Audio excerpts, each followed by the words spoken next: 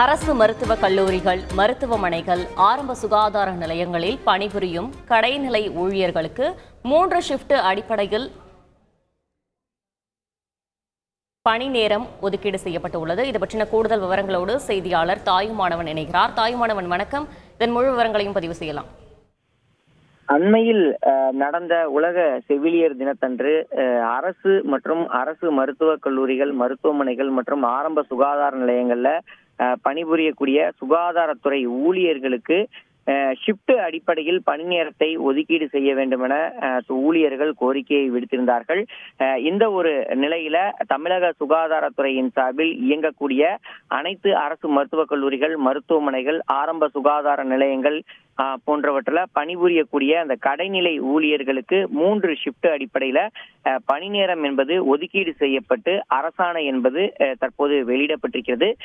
சுகாதாரத்துறை சார்பில் வெளியிடப்பட்டிருக்கக்கூடிய இந்த அரசாணையில காலை 6 மணி முதல் மதியம் 1 மணி வரைக்கும், அதே போல் மதியம் 1 மணி முதல் இரவு 9 மணி வரைக்கும், அதே போல் இரவு 8 மணி முதல் காலை 6 மணி வரை என 3 ஷிப்ட் அடிப்படையில முழுமையாக அந்த பணி நேரத்தை ஒதுக்கீடு செய்து 24 மணி நேரமும் சுகாதாரத்துறை ஊழியர்களை பணியாற்றும் விதமாக பணி வாய்ப்பு என்பது அமைக்கப்பட்டிருக்கிறது.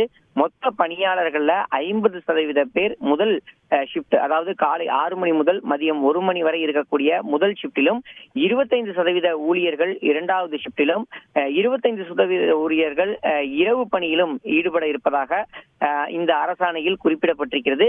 மருத்துவம் மற்றும் மக்கள் நல்வாழ்வுத்துறையின் சார்பில் வெளியிடப்பட்டிருக்கக்கூடிய இந்த அரசாணையை அரசின் கூடுதல் முதன்மை செயலாளரும் மருத்துவம் மற்றும் நல்வாழ்வுத்துறையுடைய செயலாளராக இருக்கக்கூடிய ககன்தீப் சிங் பேடி அவர்கள் தற்போது இந்த அரசாணையை வெளியிட்டிருக்கிறார். குறிப்பா கடைநிலை ஊழியர்களான மருத்துவ பணியாளர் மற்றும் துப்புரவு பணியாளர்களுக்கு அந்த டிகிரேட் எம்ப்ளாயிஸ்க்கு கீழ்காணும் பணி நேரம் என்பது நிர்ணயித்து இந்த ஆணை என்பது தற்போது வழங்கப்பட்டிருக்கிறது.